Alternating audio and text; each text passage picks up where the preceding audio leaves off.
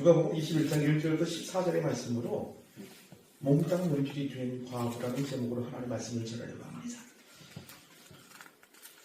제가 차를 타고 그 내리 사거리 이렇게 오는데 그 버스 정류장 있잖아요. 그래서 어떤 청년이 손을 주고 막 차를 세우고 있는 게 보였어요. 머리를 딱 바꿨고 얼굴에 아주 hom성있게 생겼어. 등치가 막 산만하게 커. 막 차를 세우더라고. 다른 사람이 지나가는데 어떻게 좀 딱 섰거든요. 그 청년을 딱 태웠어요. 그 청년하고 제가 오면서 전파를 유리함으로 저는 주안의 교회 목사입니다라고 저를 소개했더니 제가 이 청년이 이렇게 물어보는 거예요. 목사님, 교회 나가면 물질적인 축복을 받을 수 있나요? 이렇게 물어보더라고요. 그래서 교회는 물질적인 축복 받으려고 다니는 데가 아니고 예수님 믿고 구원 받으려고 오는 곳입니다. 이렇게 얘기해 줬어요. 그랬더니 이 청년이 다시 물어봐요. 그럼 목사님, 부자가 되려면 어떻게 하면 되나요? 제가 이렇게 얘기를 했죠. 부자가 되는 길을 가야 합니다. 그 얘기가 끝나고서 이제 부모님 맡고 지나서 내린다고 하더라고요. 짧은 시간에 이렇게 대화를 하고서 그 청년을 보내드렸습니다. 여러분도 부자 되고 싶어 하시죠? 부자 되고 싶으십니까? 여러분 돈 좋아하십니까? 좋아하죠. 싫다고 하면 거짓말, 매순이다 이렇게 생각하면 맞을 겁니다.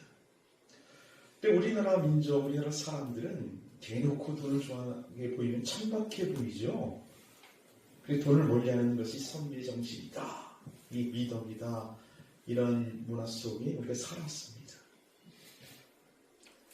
그래서 우리가 자주 인용하는 그 명언이 하나 있지 않습니까? 최영 장군이 한 말, 황금을 보기를 돌같이 하라, 이런 것을 미덕으로 여기며 그렇게 살았습니다. 사실 따지고 보면 돈 싫어하는 사람 아무도 없죠. 그 마음 속에는 돈 갖고 싶어하는 그런 욕심으로 가득 차 있는 것을 우리 누구도 부인할 수 없을 것 같습니다. 그래서 그런지 언제부터인가 이 교회 가면 돈 내야 되고 목사가 돈 밝힌다는 그런 프레임들이 한국교회에 이렇게 씌워져 있는 것들을 보고 있습니다. 그런 얘기 많이 듣죠. 여기 할머니 한 분이 계시거든요. 이 동네에 그 공병 죽는 할머니예요. 그 할머니한테 계속 전도를 하는데도 교회를 안 와요. 저한테 그 얘기를 안 하고 우리 어머니한테 얘기하더래요. 돈 없어서 교회 못 간다. 돈 없어서 교회 못 간다. 교회 가면 돈 내야 되고 목사는 돈 밝힌 사람으로 그렇게 생각 지어주고 있습니다. 사실 어떤 교회 가면 정말 돈을 밝히는 교회가 있어요. 돈을 굉장히 헌금을 강조하고 그런 교회들이 있습니다. 어떤 교회는 정말 헌금 봉투가, 별의별 헌금 봉투가 다 있어요. 제가 한번 적어봤는데요. 출생 헌금. 출생 애를 낳았으면 헌금을 드리고 또 애를 쉽게 낳았다고 순산 헌금, 돌 헌금, 백일 헌금, 또 헌화식 할 때 헌화식 헌금, 또 차 새로 사는 새 차 구입 헌금, 취업 헌금, 나중에 무슨 헌금이 있을까요? 죽으면 임종 헌금, 유럽에서 무덤까지 모든 것을 헌금으로 그 일생을 대변하는 듯한 헌금 봉투를 볼 수가 있습니다. 너무 심한 것 같아요. 솔직히 저 목사지만. 사실 우리 교회는 헌금 얘기를 한 번도 안 합니다. 헌금을 강조하지 않는 그런 교회인데 사실 이것도 문제가 있어요. 성경적인 가르침하고는 조금 멀지 않나 이런 생각을 해보고 있습니다. 그런데 우리 주님은 이 헌금을 굉장히 중요하게 생각합니다. 헌금을 떠나 돈 자체를 굉장히 중요하게 생각하셨던 것을 볼 수가 있습니다. 마태복음 6장 21절 말씀 보면 내 보물이 있는 곳에 내 마음도 있다. 다시 말하면 내 돈이 있는 곳에 내 마음이 있다. 이 사실이잖아요. 주님 그렇게 직설적으로 말씀하십니다. 우리 마태복음 6장 24절 말씀 한번 찾아보십시다. 마태복음 6장 24절입니다. 같이 읽습니다. 시작. 한 사람이 두 주인을 섬기지 못할 것이니 혹 이를 미워하고 저를 사랑하거나 혹 이를 중히 여기고 저를 경히 여김이라. 너희가 하나님과 재물을 겸하여 섬기지 못하느니라. 한 사람이 두 주인을 섬기지 못한다 이렇게 얘기합니다. 그 두 주인 누구예요? 첫째는 하나님, 둘째는 재물. 돈이 하나님 위치가 높아졌습니다. 그래서 남모니즘 이렇게 얘기하잖아요. 어떤 사람은 돈을 섬기고 어떤 사람은 하나님을 섬깁니다. 예수님이 뭐라고 그래요? 하나님과 돈을 겸하여 섬기지 못한다. 돈 섬기는 사람은 결국 하나님을 믿지 못한다라고 예수님이 말씀하고 있는 것입니다. 예배에 있어서 이 헌금이 갖는 의미는 매우 큽니다. 예배를 크게 두 가지로 나눌 수가 있는데 우리가 드린 예배 말입니다. 첫째는 우리가 드리는 것이 있어요. 드리는 거. 뭐를 드립니까? 찬송을 드리고 감사를 드리고 기도를 드리고 헌금을 드리고 두 번째 요소가 있다면 받는 거예요. 어떤 걸 받아요? 은혜를 받고 하나님의 말씀을 받고 축복을 받는 것을 받습니다. 이 드림에 있어 가장 중요한 클라이막스가 있다는 것은 헌금의 시간입니다. 이 헌금이라는 것은 우리가 드린 그 돈에 그 물질에 우리의 모든 드림을 다 얹혀놓는 거예요. 거기 담아서 그걸 하나님 앞에 드리는 시간이 헌금 시간인 것을 믿으시기 바랍니다. 오늘 본문의 말씀을 보면 이 헌금 드리는 시간에 예수님이 서서 헌금 드리는 모습을 보고 계세요. 많은 사람들이 헌금을 하잖아요. 거기 부자도 헌금을 했고요. 가난한 과부도 헌금을 했습니다. 그리고 헌금 드리는 모습을 보고 그 헌금을 평가하셨어요. 이런 헌금이라는 것은 굉장히 개인적이고 주관적인 것이죠. 그렇기 때문에 사람은 그 헌금을 평가해서는 안 됩니다. 누구는 헌금을 많이 한다, 조금 한다. 누구는 형편이 좋은데 그 형편에 비해서 헌금을 너무 적게 한다. 이렇게 평가해서는 안 돼요. 서로가 서로를 상처주는 일이고 그런 것이 교회 공동체 안에서 있어서는 안 될 일입니다. 그럼 우리 주님은 평가하실 수 있죠. 왜냐하면 주님이 받으시는 분이기 때문에 그렇습니다. 그 헌금 드리는 모습을 다 보신 뒤에 우리 주님이 그 헌금을 평가하셨어요. 그리고 이렇게 말씀하십니다. 오늘 말씀 읽어보십시다. 3절입니다. 3절 시작. 내가 참으로 너희에게 말하노니 이 가난한 과부가 다른 모든 사람보다 많이 넣었도다. 이 많은 사람들 중에 이 과부가 가장 많이 넣었다라고 헌금을 평가하고 계십니다. 그렇다면 여러분, 하나님께서 우리 주님께서 헌금을 평가하실 때 어떤 기준으로 평가하실까요? 다시 말한다면 하나님께서 기뻐 받으시는 그 헌금은 어떤 것일까요? 첫째는 헌금뿐만 아니라 헌금이 만들어지는 과정을 보십니다. 뭘 본다고요? 헌금이 만들어지는 과정. 이게 무슨 과정이에요? 돈 버는 과정을 하나님은 다 보고 계시는 겁니다. 헌금을 드리는 그 순간의 마음뿐만 아니고 그 헌금의 액수뿐만 아니고 그 헌금을 어떻게 벌었는지 어떻게 준비했는지까지 우리 주님은 다 알고 계시고 그것으로 평가하고 계시는 것입니다. 왜냐하면 헌금이라는 것은 우리 삶의 고백이기 때문에 그렇습니다.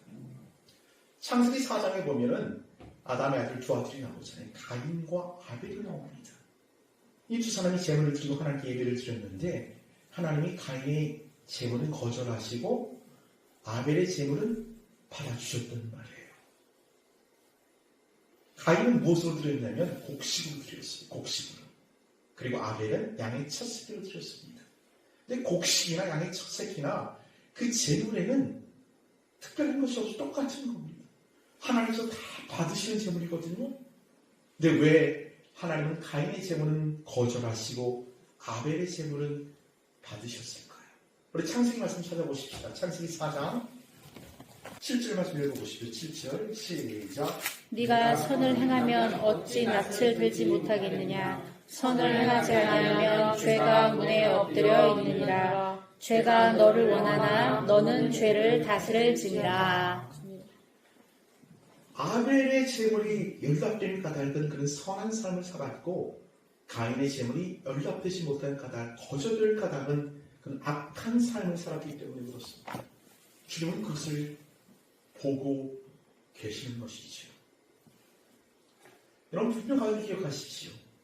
내가 드리는 돈, 그 돈뿐만 아니고 그 돈을 어떻게 벌었는지 그 사람의 삶을 주님은 주목하고 계시는 겁니다. 오늘 본문의 이 과부를 생각해 보십시오.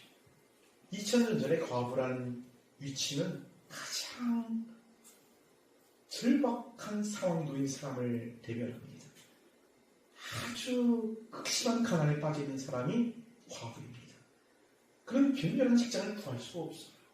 남의 집 허드렛 일이나 뭐 그런 일을 하면서 근근히 먹고 살 것입니다. 저는 두렵돈을 들였던 이 늙은 과부를 요즘으로 따지면 누구랑 비슷할까 한번 생각해 봤어요. 아마 그런 분일 것 같아요. 얼굴에 깊은 주름이 있고 허리는 굽어졌으며 수레를 끌고 다니며 폐지를 줍는 그 노인, 그분 모습이 아닐까 그런 생각해 봅니다. 요즘 고물값이 떨어져서 폐지 한 수레를 가져가도 1,000원은 못 받아요.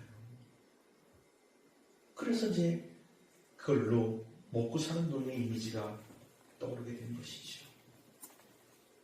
그래서 번 돈으로 하나님께 헌금을 드렸고 주님은 그 헌금이 가장 많이 드렸다라고 칭찬하고 있는 것입니다. 사랑하는 여러분 어떻게 돈을 모십니까? 정말 애쓰고 성실하게 돈을 벌 거라고 하십니다. 그 현장에 우리 주님이 같이 계신다는 사실을 믿으십시오. 여러분이 돈을 벌면서 드린 그 땀방울 주님이 아십니다. 그 돈을 벌게 드린 그 눈물 우리 주님께서 다 받으십니다.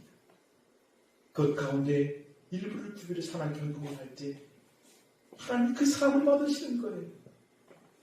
야, 참 너 애쓰며 사는구나. 네 사는 모습 내가 다 알아. 나는 너를 있는 모습 그대로 받아들인단다. 주님은 그 헌금을 받으실 줄로 믿으시기 바랍니다. 이게 첫 번째 기준이에요. 두 번째는 주님은 그 돈의 액수가 아니라 그 사람이 드린 마음을 받으시는 줄로 믿으시기 바랍니다. 주님은 드리는 마음을 보십니다. 어떤 세대에 교회에서 예배를 드리는데 헌금 시간 되면 우리에게는 헌금 바구니를 돌리지 않잖아요. 이제 보통 이 헌금 바구니를 돌려서 이렇게 헌금을 걷는다는 말이에요. 헌금 바구니가 막 오는데 이 세대에 1,000원을 헌금하기로 딱 마음을 먹었어. 주머니에서 1,000원짜리 꺼내는데 자꾸 빼고 10,000원짜리야.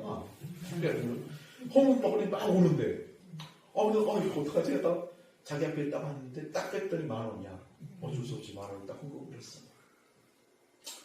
10,000원 했구나 하고 이제 구역예배 드리는데 권사님하고 같이 예배를 드리는데 막 그 얘기를 무용담처럼 막 하는 거예요. 권사님 이래저래 해가지고 내가 10,000원을 헌금했지 뭡니까? 했더니 그 권사님이 그 세대가 이렇게 얘기하더니 세대 아무 걱정하지 마시오. 세대가 10,000원 했지만 주님은 1,000원으로 받으실 거예요. 이렇게 얘기하는 거죠. 저는 이것이 마음의 계산법이라고 생각합니다. 오늘 주님이 어떻게 평가하세요? 3절 다시 한번 읽어보십시오. 3절 오늘 보면 3절 시작. 이르시되 내가 참으로 너희에게 말하노니 이 가난한 과부가 다른 모든 사람보다 많이 넣었도다. 그 모든 사람들 중에는 부자가 있었잖아요. 부자들이 헌금하여 헌금 넣는 것을 보시고 이렇게 처음에 시작했잖아요. 그 부자들은 정말 의시되면서 남들 보란 듯이 헌금을 했을 거라는 말이죠. 근데 이 과부는 두랩돈 한 2,000원 정도 되는 돈이거든요. 정말 많이 드리지 못해서 죄송스러운 마음이 있었을 거예요. 조심스럽게 와갖고 헌금을 딸랑딸랑 두 손전을 드리고 그는 돌아갔습니다. 그러나 그의 마음은 천부를 드린 것처럼 하나님 앞에 드려진 것이죠. 그걸 보시면서 평가하시는 거예요. 저 부자보다 이 가난한 과부가 더 많이 드렸다. 마음의 계산법으로 주님은 헌금을 평가하고 계시기 때문에 그렇습니다. 어떤 그 주일학교 예배 시간이었어요. 근데 헌금 아이들도 헌금하잖아요. 헌금을 걷었는데 선생님이 막 헌금을 계속하는데 봉투에 돈이 없어. 그래서 이게 뭐야 봤더니 거기 글씨가 쓰여져 있는데 비틀비틀한 글씨가 예수님 미안해요. 오늘은 돈이 없어요. 딱 써가지고 빈 봉투를 헌금하는 거예요. 아마 어쩌면 주님께서 이렇게 말씀하셨는지 모르겠어요. 이 많은 아이들 중에 이 아이가 가장 많이 드렸다라고 주님이 그렇게 평가하실 수 있다는 사실 여러분 믿으시길 바랍니다. 주님은 어떤 기준으로 헌금을 보신다고요? 헌금 그 자체보다 그 사람이 어떻게 헌금을 벌었는가 그 삶을 보신다고 그랬어요. 두 번째는 그 액수보다 마음을 보신다고 얘기했습니다. 세 번째는 주님이 기대하는 마음을 보시는 겁니다. 헌금을 드리면서 기대하는 마음. 한번 따라해 보십시다. 주님은 기대하는 마음을 보십니다. 주님은 기대하는 마음을 보십니다. 무슨 믿음이죠. 오늘 과거 드렸던 두 랩도는 제가 계산을 해봤더니 한 2,000원 정도 되더라고요. 많이 잡아야 2,000원이에요. 근데 그 2,000원을 어떻게 말씀하시냐면 우리 4절 말씀 읽어봅시다. 본문 4절 시작. 저들은 그 풍족한 중에서 헌금을 넣었거니와 이 가부는 그 가난한 중에서 자기가 가지고 있는 생활비 전부를 넣었느니라 하시니라. 생활비 전부를 넣었다. 그 2,000원이 생활비 전부였다고 주님은 말씀하십니다. 2,000원 가지고 하루 살 수가 있어요? 한 끼니 제대로 못 먹죠. 한 끼니 요즘 먹으려면 10,000원 넘게 듭니다. 10,000원 들잖아요. 라면 한두 봉지 살 수 있는 그 정도 금액입니다. 이게 생활비 전부라고 주님 말씀하셨어요. 이 과부가 이 생활비 전부를 드렸어요. 이 과부는 어쩌면 오늘 하루 종일 굶어야 될지도 모르죠. 어떤 마음으로 드렸을까요? 저는 이 본문을 읽으면서 정말 마음이 참 이렇게 먹먹해지더라고요. 내 형편을 아시는 주님, 내 존재를 지탱하는 것, 내가 사는 것은 2,000원 때문이 아닙니다. 주님이 내 인생을 책임져 주십니다. 이 믿음으로 드릴 수 있는 것이죠. 저는 2주 전에 그 몽땅 연필 여러분과 같이 하나님 말씀을 드렸습니다. 우리 부모가 우리 주님 그래요. 희생을 쓰고 사랑을 쓰고 쓰다 또 쓰다 보니 작은 연필 몽땅 연필이 되어버렸습니다. 이 가난한 과부도 주님께 다 드렸더니 아무도 줄 수 없는 작은 몽땅 연필이 된 겁니다.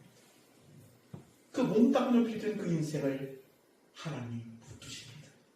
그리고 하나님이 그 인생과 함께 써 밀려가실 겁니다. 사랑하는 여러분, 이 과부처럼 우리도 몽땅 연필 인생이 되었으면 좋겠어요. 하나님께 드리고 다 드리고 그리고 작아지십시오. 하나님 우리를 붙들 수 있도록 그렇게 작아지십시오.